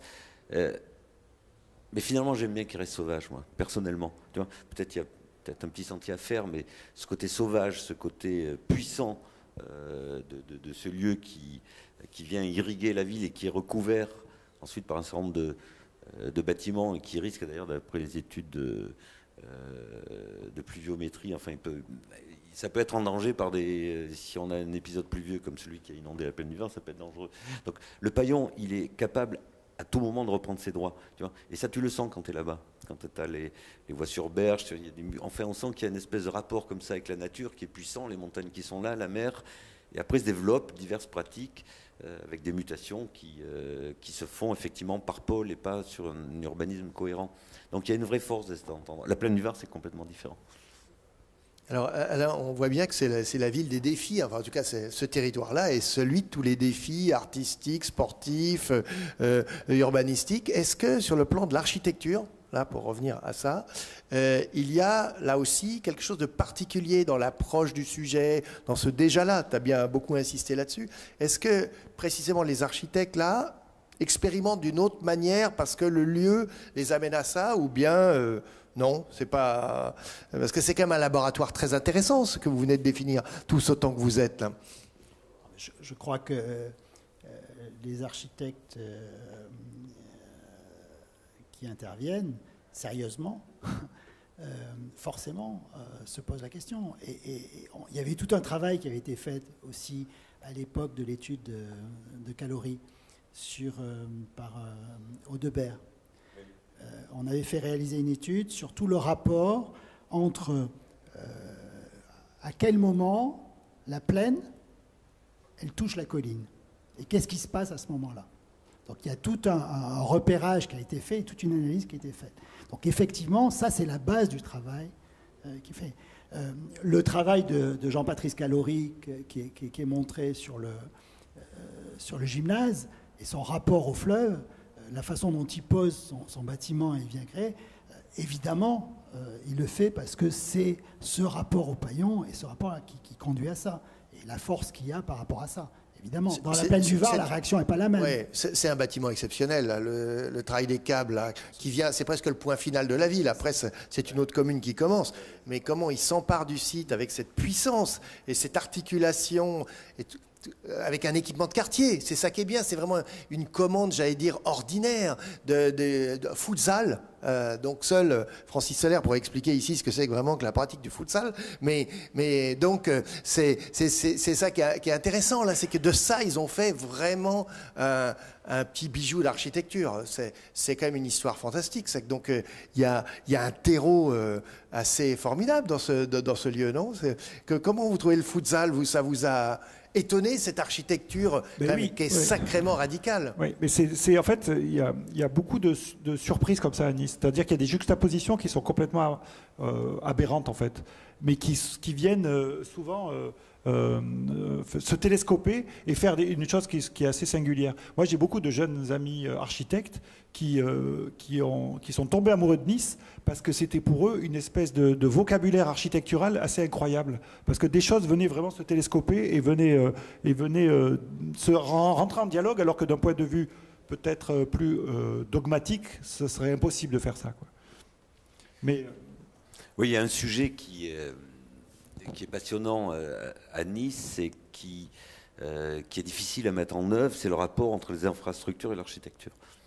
Et dès qu'on a la pente, quand on regarde la ville de Nice, du côté des quartiers de Cimiez, qui était un urbanisme du 19e, où il n'y avait pas cette séparation entre infrastructure et bâtiment, on voit des solutions techniques absolument incroyables, techniques architecturales et urbaines incroyables. Un mur de soutènement est prolongé par une maison. On a des circulations piétonnes qui se tissent à travers les voies, et on sent que ça a été pensé d'un seul tenant. Je pense que la réussite de cette urbanisation à plat et dans le contact aux collines, parce qu'il s'agit de ça dans les vallées, il pourra vraiment se développer qu'à partir du moment où on sera capable, mais c'est un vrai enjeu, parce qu'aujourd'hui la division des commandes et tout ne permet pas de le faire réellement, mais on sera capable de penser infrastructure et bâtiment en même temps. Et il y a un vrai potentiel sur le fond du paillon, évidemment, mais aussi sur les collines, pour pouvoir aller au bout de cette spécificité. Mais tout ça, c'est contenu un peu dans la villa d'Arçon, là où vous avez étudié tous les deux, parce que finalement, ce projet, qui est un des magnifiques projets d'architecture, de prolongement de la villa, avec cette architecture infrastructure, tout est terrasse, tout n'est que terrasse, on pourrait dire. C'est quand même absolument exceptionnel, ce cadrage de l'horizon, ce séquençage, là encore, spatial. Non, ça vous a pas donné envie d'être architecte, vous? non, parce que quand j'y étais, ça n'était plus que section art, mais c'est là où on pouvait quand même palper de l'importance de l'architecture pour le développement du travail plastique, parce que c'est une école, mais c'est aussi un centre d'art. C'est ça qui est important aussi, c'est qu'il y a du coup les deux facettes. Et en tout cas, ça a été évidemment pour moi extrêmement marquant et formateur, quoi, un lieu pareil. Et d'y retourner, enfin, c'est un plaisir qui est toujours renouvelé aussi, parce qu'il y a toujours des points de vue justement différents, il y a toujours ce miracle qui se réactualise à chaque fois qu'on utilise ce lieu. Là, on vient de fêter les 20 ans de la station à la Villa Arçon, donc c'était une espèce aussi de façon de fermer une certaine boucle par rapport à ça. Et moi, ce que je tenais à faire là-bas, c'était pas de faire une commémoration qui était nombriliste sur les artistes qui ont composé la station, c'était de mettre en valeur cette capacité expérimentale que recèle ce lieu. Et ça fait 40 ans ou 50 ans, enfin presque 50 ans maintenant que ce lieu existe. Et ils gardent toujours cette capacité de renouvellement et d'expérimentation. C'est ça qui est très fort là-bas. On va peut-être prendre des questions dans la salle, si vous voulez bien. Qui souhaiterait nous ouvrir d'autres portes? Ah, Francis Solaire. Ça s'adresse à Alain Philippe. C'est quand on rencontre le maire de Montpellier et qu'on lui demande pourquoi il y a cette frénésie de construction, il répond: j'ai 10 habitants de plus par jour. Là, j'ai pas compris pourquoi Nice développait autant de mètres carrés. J'ai pas compris le fondement du développement de la ville. Est-ce qu'il y a 10 retraités de plus par jour qui arrivent sur Nice? C'est une question sur la démographie, donc là. La démographie? Non, ça c'est une plaisanterie. Mais j'ai pas compris pourquoi on développait de tels territoires. Je reviens à ce que je disais en amont, c'est-à-dire que si on ne prend pas les devants et si on ne met pas un certain nombre de dispositifs en place qui permettent de réguler la production et de l'orienter, forcément on va arriver à un système exclusif qui ne permettra pas aux gens qui travaillent sur ce territoire, qui grandissent sur ce territoire, d'y rester, tout bêtement. Regardez les populations. C'est simplement pour faire en sorte que les gens qui sont sur ce territoire puissent y travailler, puissent se loger, puissent... voilà. Sinon, on a, compte tenu de l'offre et de la rareté foncière telle qu'elle existait aujourd'hui, et de la... je dirais effectivement, des prix qui montent, qui ne sont pas régulés. La règle du jeu, pendant des décennies sur Nice, c'était le soleil et le marché immobilier. C'est ça qui faisait l'urbanisme. Après avoir oublié tout ce qu'on a vu, hein, tous les plans régulateurs, le Concilio, Assada, Cornudet et tout. C'était, voilà, il fait beau, il y a du foncier, et donc tous les terrains agricoles ou horticoles des collines, ça marche. Hein. Et du coup, quand on avait un équipement, quand la collectivité avait un équipement important à faire, eh ben, c'était dans le paillon. Alors, et comme on n'avait plus de terrain, on couvrait le paillon et on faisait comme ça toute une série. Donc, s'il n'y a pas aujourd'hui cette démarche, cette stratégie de dire on développe, on organise, on développe et on permet de créer de l'activité, de permettre à l'université de se développer, enfin, des trucs que tu connais par cœur, qui sont liés, ben, ça ne marche plus, quoi. Ça reste l'image d'Épinal du coin des retraités et du soleil où on vient, et quand on vient de Paris, on est content de venir passer un week-end à Nice. Mais pourquoi, bon, il y a un déficit de population, je veux dire, il y a le constat non, c'est que les gens s'en vont de Nice. Oui. C'est ça. Les gens ne peuvent pas rester. On a constaté dans les années entre 90 et 2000 qu'une grosse partie de la population du littoral, pas que Nice, mais notamment niçoise, allait alors soit quitter le département, soit aller dans l'arrière-pays. Nous, on avait on nous raconte qu'au contraire, il y a une mutation à cause du soleil, le TGV, que maintenant les industries s'installent. Nous, le TGV, on ne l'a toujours pas et on met toujours 5 heures pour venir chez nous en train, donc ça ne marche pas. Il y a l'avion, par contre. Mais l'avion, c'est pas la même. Bordeaux arrive à 2 heures maintenant, donc il y a de l'espoir, il faut attendre un peu. Tu as les mêmes phénomènes de développement. Je disais en introduction que la ville de Nice, on ne lit pas immédiatement qu'elle est comme les autres villes, d'une certaine manière. Ce qui fait qu'elle s'incarne différemment, c'est son relief, son rapport à la mer, etc. Mais c'est une métropole qui doit se développer comme une métropole. Alors il y a le soleil, évidemment, qui peut attirer des gens, mais tu as les mêmes phénomènes. C'est-à-dire que le centre-ville, où quand tu es proche de la mer, ben, les populations actives peuvent plus se loger là. Et s'il y a des voies rapides qui passent à côté des abattoirs avec des coupures, des cicatrices difficiles à combler, c'est parce que les gens habitent de plus en plus dans l'arrière-pays, parce qu'ils ne peuvent pas se loger à proximité de la mer, c'est-à-dire l'équivalent à Paris du centre-ville. Donc on a ces phénomènes de mutation, on est obligé de construire des infrastructures, il y a des temps de déplacement, où tu as des embouteillages inouïs, parce que Nice, on parle de Nice, mais en fait c'est la conurbation urbaine, ça va de Menton jusqu'à Cannes. Les autoroutes sont saturées, enfin il y a de vrais problèmes qui sont les problèmes qui se posent à toutes les villes, à toutes les métropoles en développement. Oui, et puis en complément de ce que j'ai dit, et qui le renforce, c'est qu'on est sur un dispositif où, c'est ce que je disais, on est sur une dégradation du cadre de vie. Mais du cadre de vie, pas uniquement pour les gens qui viennent de l'extérieur, pour les gens qui habitent. Et il y a une vraie population qui habite.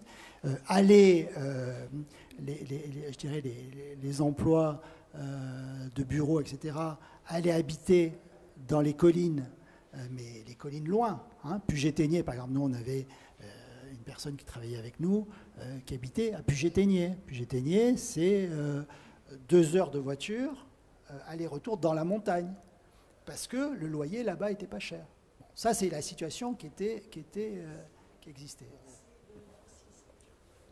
Parce que le loyer n'était pas cher, mais aussi parce que les conditions de vie en ville n'étaient pas forcément suffisantes.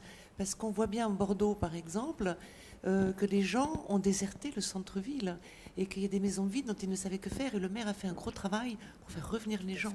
Non, mais ça, exactement. Et c'était effectivement ce que je voulais compléter. C'est-à-dire qu'on est aujourd'hui sur quelle est la capacité du territoire à donner et à offrir les conditions de... C'est ça, c'est ce qu'on dit. C'est-à-dire qu'aujourd'hui, les gens, l'université, plutôt que de partir ailleurs faire l'université, il faut que l'université puisse se développer. Mais pour que l'université puisse se développer, il faut qu'il y ait un tissu autour économique qui permette, enfin, etc. Enfin, ce qui est très habituel. Or ça n'existait plus. Et petit à petit, on est en train de retisser, enfin d'essayer de retisser ces éléments. Et ça, c'est fondamental. Encore une fois, on aurait pu... Mais Nice n'a jamais été comme ça. Quand on voit, rappelle-moi, Francis, le film de... à propos de Nice, que vous connaissez certainement, qu'est-ce qui décrit ce film ? Une ville extrêmement populaire, où il y a l'image du carnaval, des estivants, etc. Mais Nice a toujours été extrêmement populaire au départ. Et notamment dans les quartiers, je dirais, il y avait les hôtels, les grands hôtels, la promenade, et puis il y avait le reste. Et Nice a toujours fonctionné comme ça. Et avec les années se développant, on était vraiment confronté à cette absence d'abord d'offres, de services, je dirais, d'équipements, etc., et de conditions d'accueil des populations durables. Durables au sens, on est sur un dispositif qui fonctionne, qui met en place des dispositifs pour fonctionner sur du long terme, et pas simplement sur des mois, parce que sinon ça ne marche pas. En tous les cas, les populations ne sont plus les mêmes. Ce qu'on peut rajouter, ce qu'on dit, c'est que Nice a affronté les mêmes enjeux que toutes les autres villes, d'une certaine manière. Elle les fait à sa manière parce qu'elle a un territoire tellement spécifique et particulier qu'elle est obligée de s'adapter. Mais il y a des conditions de fabrication de la ville qui sont très particulières à Nice et qui font qu'elle est difficile à saisir. Et c'est pour ça que j'ai mis du temps à aimer cette ville. Parce que moi, je viens de Roquebrune-Camartin, tu vois, c'est à 30 km, c'est pas du tout la même culture. Donc, toi, tu viens de Grasse, tu vois, donc finalement, on se retrouve niçois. Voilà. Je blague à moitié. C'est une ville qui s'est toujours construite par rapport à l'idée que s'en faisaient les autres. Elle a été rêvée par d'autres, parce qu'elle est ailleurs. Nice a toujours été un ailleurs. Là, aujourd'hui, elle est au bout de la France, elle était au bout de l'Empire et Comte de Savoie, elle a démarré à l'Empire romain. Provence, ça vient de province, et la Turbie qui n'est pas très loin, il y a la tour d'Auguste qui marquait la limite. Donc elle s'est constituée dans une espèce de rapport aux gens qui venaient l'habiter. Les Génois sont venus, ils ont fait la ville, le vieux Nice. Les Turinois sont arrivés, ils ont appliqué le modèle turinois de la grille avec les arcades. Ensuite, les Anglais sont arrivés avec les Russes. Ils ont vu une ville exotique, donc ils ont fait la promenade des Anglais, occupé les caps, fait des grands parcs en acclimatant des plantes. Les congépés sont arrivés. Là, c'était les balcons bleu filant avec la Dauphine et le barbecue sur la plage. Là, c'est la période dite du bétonnage de la Côte d'Azur. Ça s'est foutu comme ça. Ensuite, il y a eu la Californie, ou le mythe de la Californie studieuse avec Sophia Antipolis, c'est-à-dire on vient travailler au soleil, au milieu de la nature. Mais ce qui est passionnant dans cette ville, c'est que malgré le fait qu'elle se soit toujours constituée par rapport à la manière dont les gens pouvaient la rêver à un moment donné, elle est restée niçoise. Elle est restée niçoise dans sa structure même, et que toutes ces périodes-là, elles n'en font qu'une. On sent une ville unitaire. Je dis qu'elle est orientale dans la mesure où... Je vais te donner un exemple tu vois, qui précise ma pensée sur le fait qu'elle soit orientale. C'est très bien, tout l'historique que tu as fait, c'est parfait. Mais tu t'arrêtes aujourd'hui. Moi, ce que je voudrais, c'est savoir comment on peut projeter cette ville dans l'avenir. C'est-à-dire, en quoi cette ville peut être une nouvelle métropole? Je ne sais pas. Comme une métropole, en développant le projet social, politique, idéologique, je sais pas, tu vois, c'est ça qui le passé, on est d'accord. En tant qu'artiste, je voudrais juste répondre, c'est qu'en fait cette ville, moi comment je la vois depuis 25 ans que je l'habite, c'est plusieurs centres en fait. Il y a plusieurs villes dans Nice. Il y a Nice-Ouest, il y a Nice-Nord, il y a Nice-Est, il y a le centre. Et c'est plusieurs. Et en fait, ce qui manque, il y a des qualités dans tous ces trucs, c'est les liens, c'est les synapses entre tout ça. C'est vraiment comment cette chose s'innerve et ne devient pas des décors. C'est-à-dire que chaque quartier devient le décor de l'autre. Et on vient buter à chaque fois sur le décor. Et là, le quartier de Est et autour des abattoirs, c'est exactement ça. C'est cet endroit. Tout à l'heure, je parlais de vitalité hybride. C'est-à-dire, c'est vraiment l'endroit où les choses peuvent venir se mélanger en préservant des zones d'habitation, une accessibilité, une zone d'activité. C'est une zone qui est coincée entre la colline de Cimier, qui est une zone résidentielle très bourgeoise, et la colline du Montmoron, qui est aussi une zone résidentielle très bourgeoise. Mais c'est l'arrière-plan du port. C'est vraiment le lien encore très populaire. Et puis ça va vers l'Ariane, ça va vers ces zones-là qui s'ouvrent aussi vers ailleurs, vers sortir de Nice, mais qui font le lien social en fait avec ces lieux-là. Et voilà, il y a cette commutativité à retrouver en fait. Voilà. Donc pour continuer. Question, hein. Non mais si, j'attends. Moi je veux savoir ce que Nice sera dans un siècle.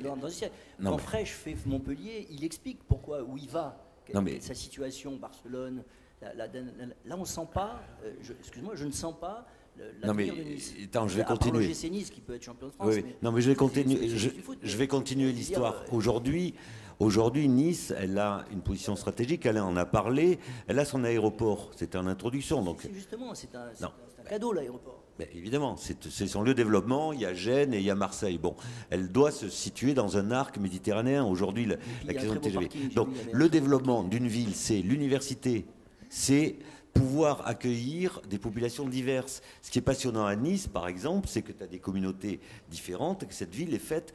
J'ai fait ce préalable parce qu'aujourd'hui, la ville est difficile à comprendre et elle se développe. Des communautés, tu as par exemple des retraités d'Europe du Nord qui viennent s'installer pour passer une partie de leur retraite au soleil. Mais il n'empêche qu'ils arrivent avec des jeunes, des machins qui peuvent s'installer et qui peuvent commencer à construire des choses. Elle se développe comme toutes les villes, c'est-à-dire elle a besoin d'une population active. C'est quoi le projet? Mais c'est quoi le projet de Montpellier, par exemple? C'est des jeunes, c'est-à-dire c'est l'université. C'est de refaire une Barcelone française près de la... Barcelone, c'est pas une université. Je suis en train de te dire que Nice, ce qui fait la force de ce projet, de ce que j'en ai compris en tous les cas, c'est la mixité des activités. Elle n'a pas un seul moteur. Paris, c'est le tourisme international. Montpellier, ça serait l'université. Ça fragilise les villes. Nice, aujourd'hui, parce que dans son histoire, elle a toujours été faite de cultures et d'attitudes différentes, elle se développe par partie. L'université va se développer. Voilà. Après, ben oui, c'est le projet universitaire dont parlait Alain. Le tourisme ou les infrastructures touristiques vont se développer. L'actif aussi. Les Italiens vont venir. Non, mais c'est ça qu'il faut comprendre à Nice, c'est que elle est faite, c'est une mosaïque. Et cette mosaïque, c'est ce qui fait sa richesse. Elle n'a pas l'ambition de se fragiliser en étant mono-orientée. Tu vois, Paris, aujourd'hui, c'est un sacré sujet quand même. Hein. Paris, c'est un sacré sujet, parce que si on parle de Paris, qu'on en parle clairement, les choix qui ont été faits, notamment du point de vue du développement artistique, ils ont été centrés sur le tourisme, en prenant toutes les subventions qui existaient dans des petites associations pour les ramasser sur le 104 et sur les grands lieux, avec des blockbusters de grandes machins où tu as tous les touristes français ou étrangers qui viennent voir. Donc Paris s'est dévitalisé de sa culture associative, artistique, alors que Nice est en train d'investir là-dedans. Voilà. Moi, je pense que la force du développement de Nice aujourd'hui, c'est de ne pas mettre tous ses œufs dans un même panier, de continuer à faire en sorte que ce territoire porte une multiplicité de programmes et d'activités. Oui, voilà. Excuse-moi, juste deux éléments complémentaires. Nice, ouais, je t'ai dit que tu serais bon. Nice avait reposé sur deux éléments au point de vue économique. Le tourisme, avec un tourisme beaucoup de masse, ce qu'on a qualifié un balnéaire, on va dire. Et puis, petit à petit, de congrès, et puis le résidentiel. Point. Donc ces deux trucs, on sait très bien que si on laissait ces deux éléments, on est mort. Donc la question aujourd'hui, c'est s'appuyer sur ce qu'on disait, c'est ce que disait Marc, sur cette spécificité qu'on a, en s'appuyant sur quelques atouts. L'aéroport, évidemment, en est un. La position par rapport à l'Italie en est une autre. Mais en essayant de diversifier et de compléter cette économie à travers l'université qui en est un, à travers l'opération internationale avec le développement de tout ce qui est thématique Smart City. Je résume volontairement, et c'est sur l'économie de la santé. Voilà, la stratégie, elle est là. Après, par rapport à Montpellier, pour parler de Montpellier, on est dans des contextes complètement différents. C'est-à-dire Montpellier a de l'espace en pagaille, c'est plat, et surtout, ils avaient des réserves foncières qu'ils ont fait depuis des années à des prix sur les anciens trucs viticoles qu'on n'a pas. Nous, on a un territoire qui est hyper restreint, compte tenu de la géographie trophique, donc on sait qu'on a très peu de marge, donc il faut qu'on cible. Voilà, après, on n'a pas du tout vocation à aller concurrencer Barcelone, ça. Et Frey, je pense, ne l'a jamais eu, même s'il a annoncé clairement, mais dans ce qu'il a mis en place, ça ne va pas trop dans ce sens. Mais, Christine Desmoulins voulait intervenir. Oui, en fait, mais ça rejoint un peu ce que vient de dire Alain Philippe, en fait. Parce que moi, ce qui m'a frappé pour avoir quand même un peu travaillé activement sur Nice, puisque j'ai eu le plaisir de faire un livre, c'est qu'effectivement, il y a toujours un côté... je pense qu'il ne faut pas gadgetiser les villes, en fait, et puis avoir une vision un peu gadget des villes. C'est vrai que Nice, il y a cette image, la promenade des Anglais, le tourisme, etc. Et en même temps, moi, ce qui m'a vraiment frappé, pour avoir connu quand même aussi la Méditerranée de Nice à Rome, avoir parcouru les autoroutes bondées où on circule par été, tout ce que tu dis, etc. Ce qui m'a vraiment frappé en travaillant sur Nice, c'est justement la richesse économique du projet que j'ai vu en cours, en fait. C'est-à-dire que j'avais suivi avec attention aussi le projet de Frêche à Montpellier, Barcelone, j'ai regardé aussi, etc. Et ce que je trouve vraiment captivant, c'est d'une part que quand moi je pense à Nice maintenant, pour l'avoir quand même regardé assez assidûment, avec ce projet de la plaine du Var d'une part, avec les autres quartiers, avec ce qui se passe dans ce centre qui est quand même polycentrique, effectivement, et qui retrace toutes les époques, c'est que c'est véritablement une ville qui ne s'est pas constituée comme ça en disant on va faire des grands projets, c'est une ville qui à chaque fois s'appuie sur des logiques. Marc l'avait dit d'ailleurs quand ce que tu disais tout à l'heure sur l'architecture et les infrastructures, c'était vraiment le grand thème que tu avais développé avec le projet de la gare, en fait, du tram. Et ce qui m'a vraiment aussi sidéré, c'est l'influence qu'avait eu. Moi, j'avais entendu évidemment parler de Sophia Antipolis bien avant, mais je n'avais pas compris que ça remixait les populations d'une manière extrêmement phénoménale qui après permet justement d'avoir à la fois cet axe économique qui est vraiment assez polysémique, et c'est vraiment intéressant parce qu'on prend des villes comme Toulouse, quand Toulouse essaye de développer l'économie en sortant de l'aéronautique, en développant le pôle cancer et tout, moi j'ai eu le sentiment, mais peut-être c'est une erreur parce que, enfin, c'est peut-être hâtif, mais que Nice, au contraire, est véritablement polysémique en termes d'économie. Et ça, c'est une très très bonne base pour une ville. Et j'aime bien l'idée aussi justement de ville avec Gênes qui serait l'aéroport de Nice, qui serait le port de Nice et Nice l'aéroport. Et ça, c'est intéressant. Après, bon, est-ce que la vocation de toutes les villes, c'est de devenir Barcelone ? Est-ce que Barcelone est un grand succès ? C'est d'autres questions, mais c'est voilà. Non, mais c'est vrai que la question de Francis est intéressante parce qu'en creux, elle pose l'idée d'un thème qui développerait les villes. Nice, on n'a pas besoin de se poser ces questions-là, honnêtement. Non, non, mais je blague. C'est vrai que cette idée, elle est prégnante à Nice. Cette idée c'est une mosaïque, il y a plusieurs cultures, plusieurs communautés qui vivent, elle imprègne, y compris aujourd'hui, les projets de la ville. Il n'y a pas forcément un grand train qui démarre avec une idée porteuse et à partir de là, il n'y a pas besoin de slogan à Nice. Les 50 000 logements, les machins, tout ça, on n'a pas besoin. Il y a des endroits, on les développe, on tisse des lieux. Non, mais je blague pas. C'est là, ça fait partie de notre culture. Voilà. En revanche, il y a une ambition dans le projet urbain, moi que je reconnais, que je salue, c'est celle de continuer à mixer et de faire en sorte que Nice reste une ville populaire, quoi qu'il en soit. Ça, c'est important. Parce qu'elle risque de ne pas l'être si les mesures ne sont pas prises pour qu'elle le soit. Mademoiselle. Oui, vous avez beaucoup évoqué la ville de Nice, mais la ville de Nice, c'est aussi une métropole. Enfin, Nice fait partie d'un projet métropolitain. C'est peut-être d'ailleurs le sujet de la réunion de ce soir. C'est la seule métropole française parmi les presque 20 qui sont déclarées métropoles, dans laquelle on trouve des stations de ski. On trouve des territoires ruraux magnifiques, on trouve une richesse de paysages, une richesse de territoires extrêmement diversifiés. Comment, vous l'avez d'ailleurs évoqué tout à l'heure en disant finalement l'avenir de Nice, c'est aussi le jeu entre cette ville et son territoire d'arrière, de haut pays, hein, parce que on parle de haut pays plutôt que d'arrière-pays, pour être beaucoup plus positif que le terme d'arrière. Comment vous voulez jouer avec ça? Parce que derrière ça, il y a sans doute une ambition forte, une ambition d'être une autre ville, une ville qui joue avec la campagne, qui joue avec la montagne, d'un point de vue économique, d'un point de vue touristique, d'un point de vue urbain et développement. Comment vous avez envie de jouer ça? Vous l'avez évoqué un peu tout à l'heure sans vraiment l'expliciter. Moi, ça m'intéresse de voir comment vous avez envie de construire cet avenir avec le territoire de haut pays. Je crois que c'était à Alain Philippe de répondre. Ça n'empêche pas les autres d'intervenir, mais... Non, merci. Excusez-moi de ne pas avoir trop étendu sur la métropole, mais les Paillons est une petite partie de la métropole.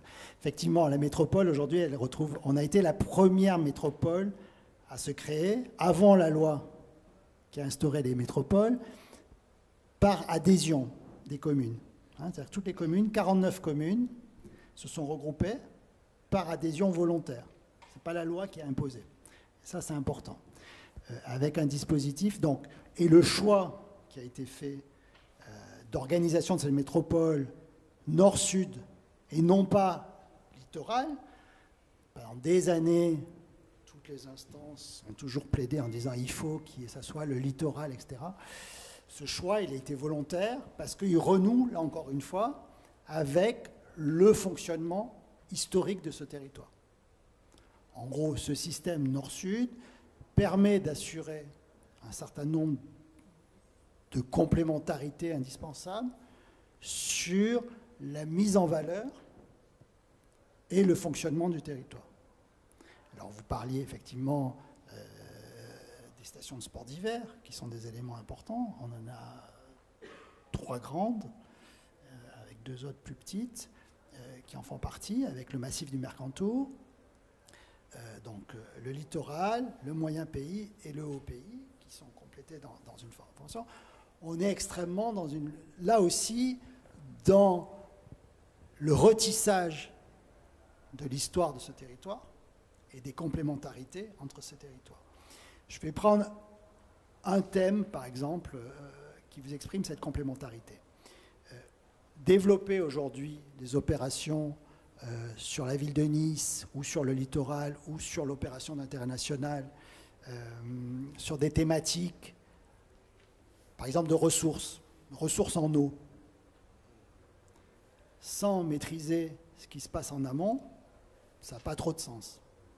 Or, aujourd'hui, nos nappes phréatiques du littoral, elles sont complètement alimentées par le haut pays, entre autres. Donc là, on voit qu'il y a un sens. Ce n'est pas le seul, évidemment, et ce n'est pas la seule raison, mais ça permet effectivement de redonner un cadre fort. Et quand on parle du paillon, pour revenir, ce que disait Francis, avec le projet, on arrive aux limites de la ville de Nice, effectivement avec le projet de calories, mais les paillons, ils continuent derrière. Et il y a la ville de la Trinité, qui est une des grandes villes, et elle fait partie de la métropole. Et toute la gestion de l'espace, dans la stratégie d'organisation, fait partie. Et le fait d'être en métropole, ça aide.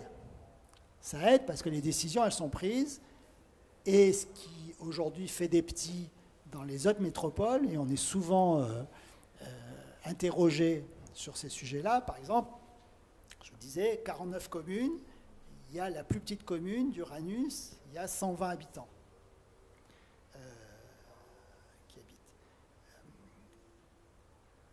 On a mis en place un conseil des maires qui prend toutes les décisions à la majorité, et souvent à l'unanimité. C'est-à-dire qu'on ne passe pas de délibération, de décision en conseil métropolitain si avant ce conseil des maires n'a pas validé le dossier. Donc autant vous dire que ça marche très bien politiquement, et c'est un dispositif qui fonctionne très bien. Je passe sur les aspects de mutualisation. Alors d'abord de facilitation des décisions, et quand on parle des projets qu'on a évoqués, décider, c'est important de les avoir. Et quand vous avez 49 maires, par exemple, on est en train de réaliser la ligne 2 du tramway Est-Ouest, qui part du port de Nice, qui va arriver jusqu'à l'aéroport et qui va remonter dans la plaine du Var dans l'opération de bon. On pourrait dire que c'est un projet niçois. C'est porté par la métropole. Les 49 maires des communes ont validé ce projet et participent à ce projet. De la même façon que la ville de Nice participe fortement à la réalisation des stations d'épuration, de traitement des eaux des communes qui sont là. Voilà, c'est ce système. Et ensuite, il y a une mutualisation des services qui permet d'optimiser aussi les interventions sur l'aménagement du territoire. Voilà. Je ne sais pas si j'ai répondu complètement, mais on pourrait faire un débat entier sur le thème de la métropole. Non, mais ce qu'on peut rajouter à ce que tu dis, Alain, c'est que je reviens toujours à cette question des territoires qui sont têtus, mais cette question d'organisation du territoire, elle a existé. On la redécouvre avec les moyens contemporains, mais elle a toujours existé. Le haut ou l'arrière-pays, moi j'aime bien l'arrière dans le sens où on est à l'abri. Le haut pays, c'est pas forcément très haut. D'ailleurs, les Niçois parlent d'arrière-pays plus que de haut pays. Mais quand on regarde simplement les infrastructures et la manière dont on a investi dans des infrastructures absolument incroyables, des tunnels en spirale qui montent dans les vallées, des gares décalées sur des barrages qui retiennent l'eau. Donc il y a tout un dispositif d'infrastructure qui a été fait au 19e et qui prenait en compte, grosso modo, la question de la métropole aujourd'hui.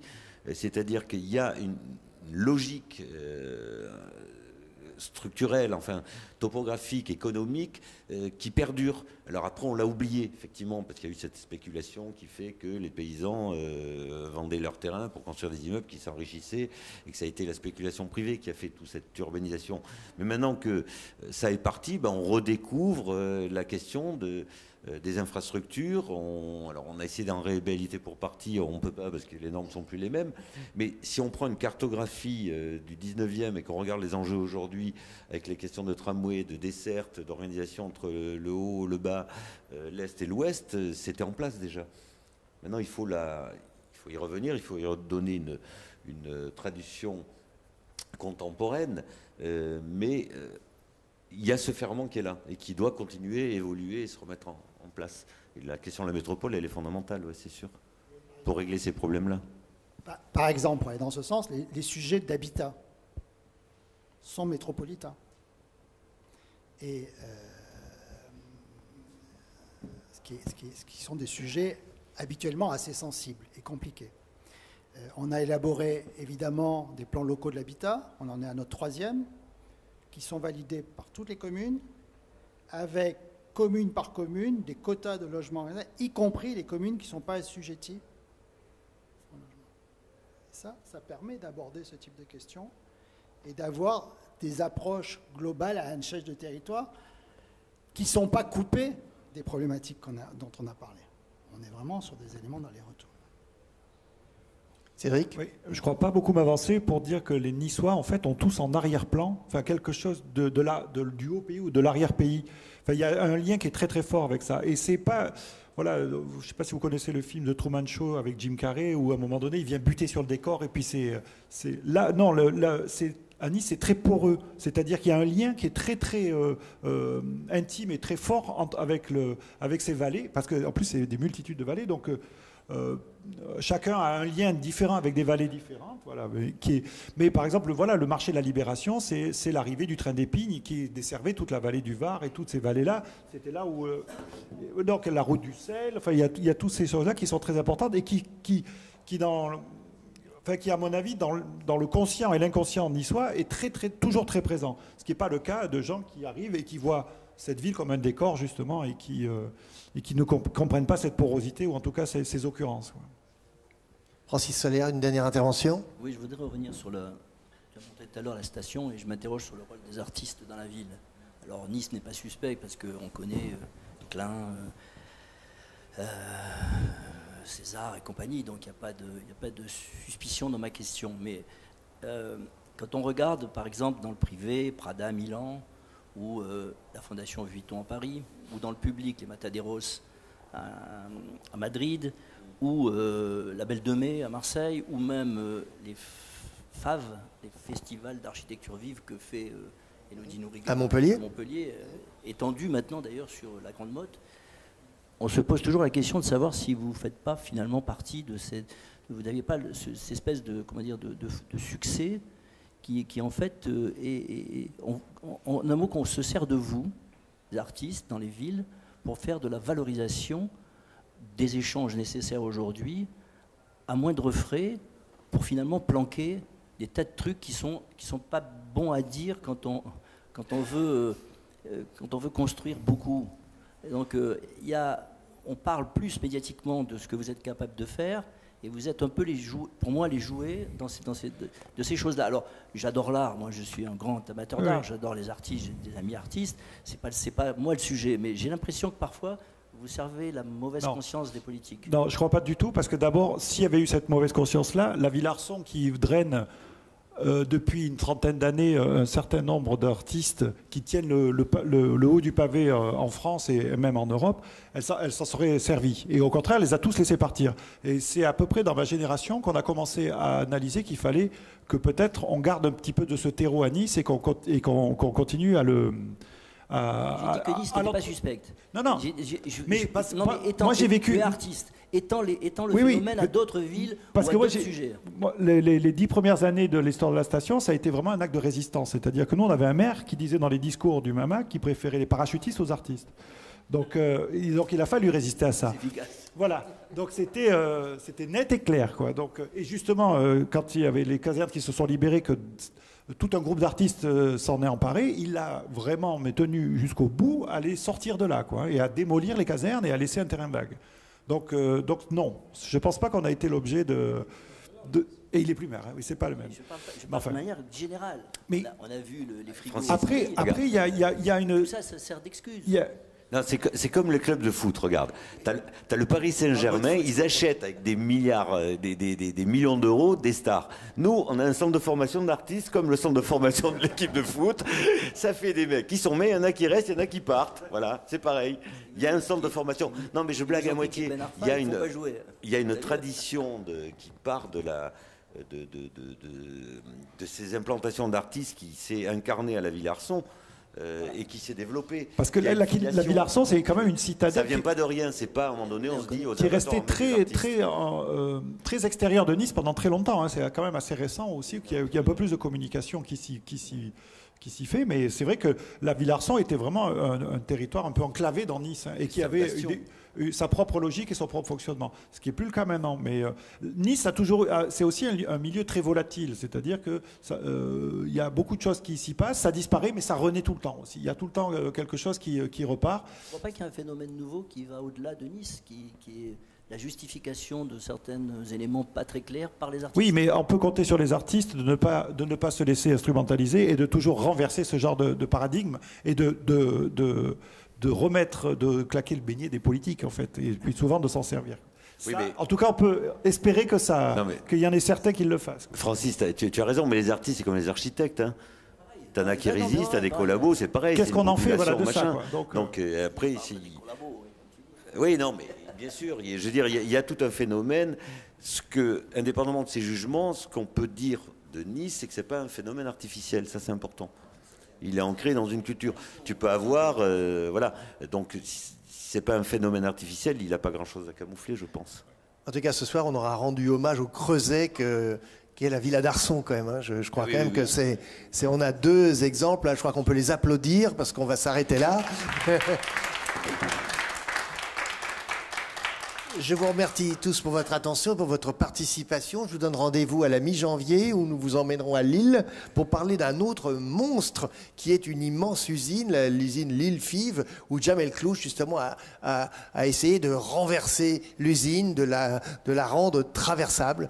Donc voilà, revenez à la mi-janvier. On va tous vous inviter bien sûr, parce que finalement, hein, on est tous dans la même aventure. Voilà, merci à tous et très bonne Noël.